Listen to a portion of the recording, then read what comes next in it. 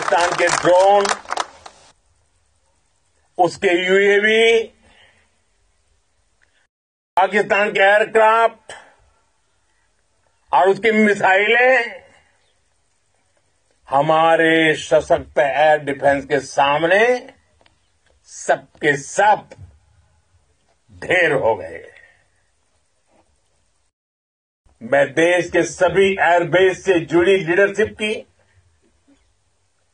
भारतीय वायुसेना के हर एयर वॉरियर की हृदय से सराहना करता हूं। आपने वाकई बहुत शानदार काम किया है।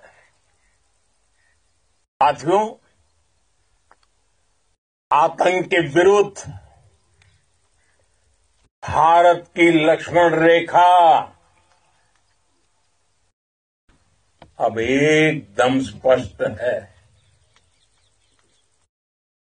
अब फिर कोई टेरर अटैक हुआ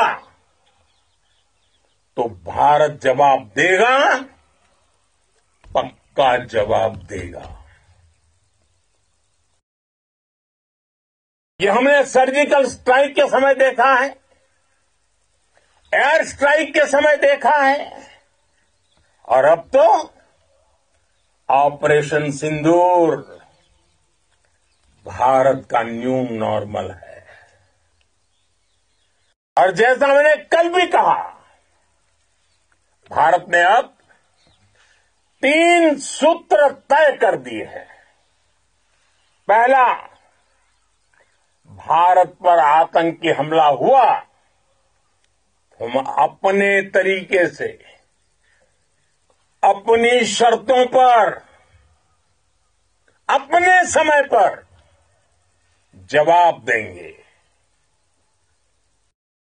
दूसरा, कोई भी न्यूक्लियर ब्लैकमेल भारत नहीं सहेगा। तीसरा, हम आतंक की सरपरस्त सरकार और आतंक के आकाओं को अलग अलग नहीं देखेंगे। दुनिया भी भारत के इस नए रूप को, इस नई व्यवस्था को समझते हुए ही आगे बढ़ रही है। भारत माता की! भारत माता की! साथियों, ऑपरेशन सिंदूर का एक एक क्षण भारत की सेनाओं के सामर्थ्य की गवाही देता है। इस दौरान हमारी सेनाओं का कोऑर्डिनेशन वाकई में कहूंगा शानदार था।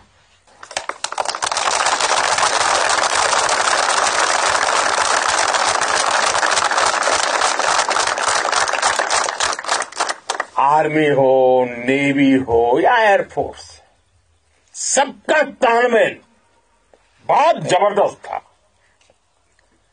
नेवी ने समुद्र पर अपना दबदबा बनाया, सेना ने बॉर्डर पर मजबूती दी और भारतीय वायुसेना ने अटैक भी किया और डिफेंड भी किया।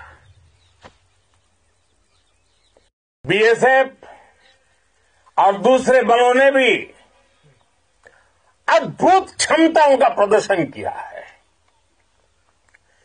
Integrated air and land combat system ने शानदार काम किया और यही तो है जॉइंटनेस। ये अब भारतीय सेनाओं के सामर्थ्य की एक मजबूत पहचान बन चुकी है। साथियों, ऑपरेशन सिंदूर में मैन पावर के साथ ही मशीन का कोऑर्डिनेशन भी अद्भुत रहा है। भारत के पारंपरिक एयर डिफेंस सिस्टम हो, जिन्होंने अनेक लड़ाइयां देखी हैं, या फिर आकाश जैसे हमारे मेड इन इंडिया प्लेटफॉर्म हो, इनको S-400 जैसे आधुनिक और सशक्त डिफेंस सिस्टम ने अभूतपूर्व मजबूती दी है। एक मजबूत सुरक्षा कवच